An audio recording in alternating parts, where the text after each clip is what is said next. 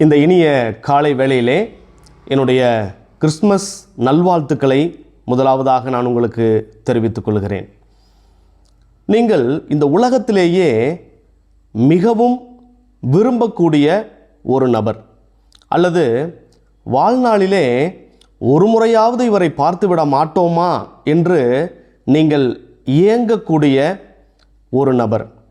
அது ஒருவேளை விளையாட்டு வீரராக இருக்கலாம், அல்லது ஒரு மிகப்பெரிய அரசியல் தலைவராக இருக்கலாம், அல்லது தொழில் அதிபராக இருக்கலாம், அல்லது யாராக வேண்டுமானாலும் இருக்கலாம்.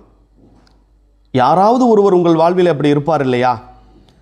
ஒரு முறையாவது இவரை பார்த்துவிட வேண்டும் என்று நீங்கள் ஆசையாக இருக்கக்கூடிய ஒரு நபர், நீங்கள் இருக்கக்கூடிய அந்த ஊரிலே, நீங்கள் வசிக்கக்கூடிய உங்களுடைய தெருவிலே, உங்கள் வீட்டுக்கு அருகிலே அவர் குடி வந்து விட்டார் என்று சொன்னால் உங்களுக்கு அந்த செய்தி எப்படி இருக்கும்? உங்களுக்கு ஒரு பெரிய ஒரு அதிர்ச்சி, ஒரு மிகப்பெரிய சொல்ல முடியாத ஒரு சந்தோஷமாக அதை நீங்கள் எடுத்துக்கொள்வீர்கள் இல்லையா? ஏனென்று சொன்னால் உங்கள் கனவிலே கூட இந்த காரியத்தை நீங்கள் நினைத்து பார்த்திருக்க மாட்டீர்கள். ஏனென்று சொன்னால் அவரை குறித்து நீங்கள் செய்தித்தாளிலே படித்திருப்பீர்கள் அல்லது தொலைக்காட்சியின் மூலமாக பார்த்திருப்பீர்கள். ஒரு முறையாவது பார்க்க வேண்டும் அல்லது பார்த்துவிட மாட்டோமா என்று நீங்கள் ஏங்கிக் கொண்டிருந்த அந்த நபர் உங்கள் வீட்டுக்கு அருகிலே குடி வந்து விட்டார் என்று சொன்னால் அந்த சந்தோஷத்தை சொல்லவா வேண்டும்? பாருங்கள், இதுவே நமக்கு ஒரு சொல்ல முடியாத ஒரு சந்தோஷமாக இருக்கும் என்று சொன்னால், ஆண்டவராகிய இயேசு கிறிஸ்து பரலோகத்தை விட்டு இந்த பூமிக்கு உங்களுக்காக எனக்காக ஆண்டவராகிய இயேசு கிறிஸ்து வந்தார். வேதம் அதை மிக தெளிவாக சொல்லுகிறது. பாவிகளை ரட்சிக்க கிறிஸ்து இயேசு உலகத்தில் வந்தார். அவர் பரலோகத்திலே தேவனாயிருந்தவர் நம்மை மீட்கும்படியாக, நம்முடைய பாவங்களை மன்னிக்கும்படியாக அவர் நம்மில் ஒருவரைப் போல இந்த பூமியிலே வந்து நமக்குள்ளே வாசம் பண்ணினார் என்று சொல்லி நாம் வேத புத்தகத்திலே நாம் வாசிக்கிறோம். பாருங்கள், ஒரு நபர் உங்கள் வீட்டுக்கு அருகிலே குடி வந்து விட்டால் எவ்வளோ பெரிய சந்தோஷம். ஆனால் இவர் யார் தெரியுமா? இந்த வானத்தையும் பூமியையும் எல்லாவற்றையும் உங்களையும் என்னையும் படைத்த சர்வ வல்லமையுள்ள தேவனாக இந்த இயேசு கிறிஸ்து இருக்கிறார். அவர் இந்த பூமிக்கு வந்தது நமக்கு எவ்வளோ பெரிய ஒரு மகிழ்ச்சி தெரியுமா?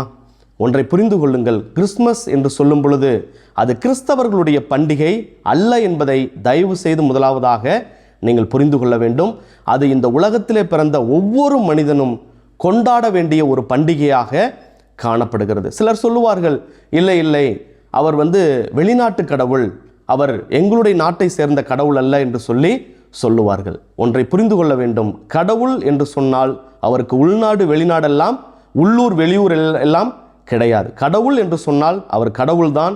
அவர் எல்லாருக்குமான ஒரே தேவனாக அவர் காணப்படுகிறார். அவர் எதற்காக வந்தார் என்று சொன்னால் உங்களுடைய என்னுடைய பாவங்களை மன்னிக்கும்படியாக, பாவத்துக்கான பரிகாரத்தை அவர் ஏற்படுத்தும்படியாக, நமக்காக, உங்களுக்காக, எனக்காக இந்த பூமிக்கு வந்தார். அவர் கல்வாரி சிலுவையிலே தம்முடைய இரத்தம் முழுவதுமாய் சிந்தி மரித்து 3ஆம் நாள் உயிரோடு எழுந்து அவர் இன்றைக்கும் ஜீவிக்கிற தேவனாக அவர் இருக்கிறார். பாருங்கள், உங்கள் வீட்டுக்கு அருகாமையிலே நீங்கள் ஏங்கி தவித்த அந்த நபர் குடி வந்து விட்டார் என்று சொன்னால் எல்லா நேரங்களிலும் அல்லது எல்லாரோடும் சகஜமாக நீங்கள் என்ன செய்ய முடியாதுங்க? பழகிவிட முடியாது. உங்களுக்கு ஆசையாக இருக்கும், அவரை நம்ம பார்க்கணும், அவர்கிட்ட சில காரியங்களை பேசணும், அல்லது அவர் நம்மகிட்ட வந்து பேசணும், அவர் நம்ம வீட்டுக்கு வரணும், நாம் அவர் வீட்டுக்கு வரணுங்கிற அந்த ஆசை நமக்குள்ளாக இருந்தாலும் கூட மிகப்பெரிய ஆட்களாக அவர்கள் இருக்கிறபடியினாலே நம் வீடு தேடி வரமாட்டார்கள். நம்மோடு கூட அவர்கள் பேசுவதற்கான நேரம் அவர்களுக்கு இருக்காது. ஆனால் இந்த கர்த்தராகிய இயேசு கிறிஸ்து அப்படிப்பட்டவர் அல்ல. அவர் இந்த பூமிக்கு மனிதனாக வந்தார், நமக்காக மரித்து உயிர் தெழுந்தார். இன்றைக்கும் அவர் உங்கள் அருகிலே இருக்கிறார். அவர் உங்களுக்குள்ளாக வாசம் பண்ண விரும்புகிறார். அவர் உங்களோடு கூட பேசும்படியாக அவர் விரும்புகிறார். அவர் பேசும் தெய்வமாக, அவர் உங்களோடு கூட தொடர்பு கொள்ள விரும்புகிற தேவனாக அவர் காணப்படுகிறார். எனவே இந்த இயேசு கிறிஸ்துவை நீங்கள் தாராளமாக என்ன செய்யலாங்க? நீங்கள் ஏற்றுக்கொள்ளலாம். அவர் உங்கள் உள்ளத்திலே பிறக்கும்படியாக நீங்கள் அவருக்கு இடம் அளிப்பீர்கள் என்று சொன்னால், இதோ உங்கள் அருகாமையிலே அவர் நிற்கிறார்.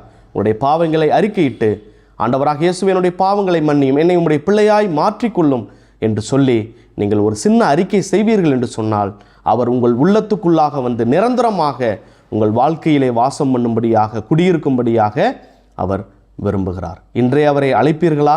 அவரை அழைத்தீர்கள் என்று சொன்னால் உங்கள் வாழ்க்கையிலே சொல்ல முடியாத சந்தோஷம், சமாதானம், மரணத்துக்கு பிறகு நித்திய வாழ்க்கை அனைத்தும் கிடைக்கும்.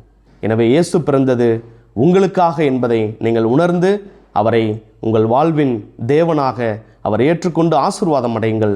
கர்த்தர் உங்களை ஆசீர்வதிப்பாராக. ஆமென்.